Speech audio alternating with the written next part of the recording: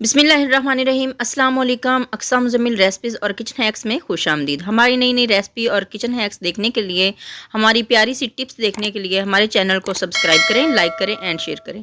तो चलें जी, आज की रेसिपी शुरू करते हैं। बिस्मिल्लाहिर्रहमानिर्रहीम। यहाँ पर देखें जी, आज मैंने बनाई है मेथी और बहुत ही टेस्टी बनी थी मेथी। आपके साथ भी टिप शेयर करती हूँ कि किस तरह से हमारी जो मेथी है बिल्कुल भी कड़वी नहीं बनेगी और बहुत ही फ्रेश बनेगी और बच्चे भी खुश होकर खाएंगे, क्योंकि बच्चे जो हैं वो कहते हैं मेथी खाने से मुंह कड़वा हो जाता है। अगर इस तरीके से बनाएं तो इंशाल्लाह कभी भी आपकी मेथी जो है कड़वी नहीं बनेगी।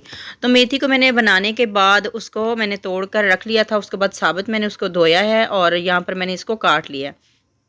अब यहाँ पर मैं डालूंगी इसके अंदर 1 चम्मच नमक। तो नमक जो है इस तरह से हम फैला कर डालेंगे और फिर हम अच्छे तरीके से इसको मिक्स कर देंगे। इससे क्या होगा कि आपकी जो मेथी है बिल्कुल भी कड़वी नहीं बनेगी। इसको थोड़ी देर के लिए रेस्ट दे देते हैं और साथ ही हम इसके लिए मसाला तैयार कर लेते हैं। यहाँ पर पतीली को मैंने चूल्हे पे रखा हुआ था, ये गर्म हो चुकी है। अब इसमें हमने 1 बड़ा चम्मच या 1 कप हम इसमें ऑयल डाल देंगे। ऑयल या घी डाल सकते हैं। और 2 मीडियम साइज़ के मैंने प्याज लिए हैं, इनको बारीक काट लिया था। प्याज भी शामिल कर देते हैं और इनको हम गोल्डन होने तक फ्राई कर लेते हैं।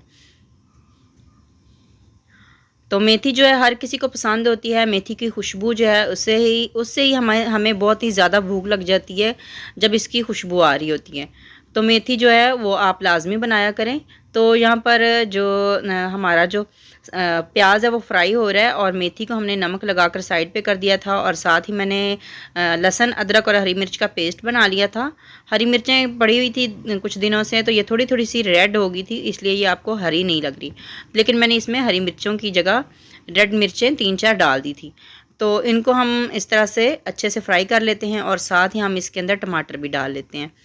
टमाटर डालने के बाद थोड़ा सा इसको फ्राई कर लेते हैं ताकि हमारे जो टमाटर हैं वो अच्छे से नरम हो जाए। तो टमाटर मैंने 2 लिए हैं और पके हुए टमाटर थे। तो यहाँ पर अब हम इसमें मसाले वगैरह डाल लेते हैं। 1 चम्मच मैंने भरकर डाला है सुरख मिर्च का, क्योंकि मेथी में थोड़ा करारा मसाला डालें तभी अच्छी लगती है। हाफ़ चम्मच हम इसमें हल्दी का डालेंगे और नमक हमने मेथी में भी लगाया था, इसलिए हम नमक कम डालेंगे। तो हाफ़ चम्मच मैं इसमें नमक डाल रही हूँ। आप जितना खाते हैं मसाला उतना आप डाल सकते हैं। ज़्यादा खाते हैं तो आप ज़्यादा शामिल कर लें, अगर कम खाते हैं तो थोड़ा कम रख लें।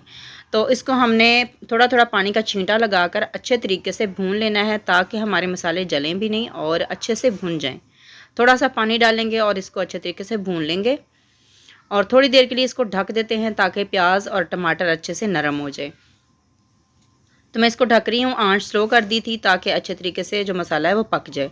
तो यहाँ पर देखें, इसको थोड़ी देर के बाद मैंने देखा है, मैंने कहा कहीं जल ना जाए, तो मैंने कहा एक बार इसको चम्मच से हिला देते हैं अच्छे तरीके से। तो जितना ज़्यादा हम मसाले को भूनेंगे उतना ही ज़्यादा हमारा मेथी का जो सालन है वो टेस्टी बनेगा। कोई भी सालन बना रहे होते हैं तो जो हमारा मसाला होता है ना, जितना ज़्यादा हम मसाले को भूनते हैं उतना ही ज़्यादा अच्छा सालन बनता है। तो ये देखें, अच्छे तरीके से हमने इसको भून लिया। तो अब हमने जो मेथी के अंदर नमक डाला था उसकी तरफ आते हैं कि किस तरह से हो गई है। तो ये देखें बिल्कुल नरम हो चुकी है, इसका पानी जो है निकल आया है। जो कड़वा टेस्ट होता है ना वो पानी के अंदर चला जाता है। ये देख सकते हैं आप कितना ज़्यादा इसके अंदर से पानी निकल रहा है। इस तरह से हम अच्छे तरीके से इसको निचोड़ लेंगे। इसके बाद हमने धोना नहीं है, इसी तरीके से हमने इसके अंदर डालना है। इसको सालन के अंदर निचोड़ कर एक बर्तन में रखते जाएंगे। इसीलिए मैंने सालन में मसाले में थोड़ा नमक कम डाला था, क्योंकि हमने इसके अंदर भी 1 चम्मच नमक डाला हुआ है। तो ये देखें, इसका कलर माशाल्लाह कितना प्यारा हो गया। तो इस तरह से आपकी जो मेथी है इसका कलर भी बहुत खूबसूरत हो जाता है नमक डालने से, और इसका जो कड़वापन होता है ना वो भी ख़त्म हो जाता है।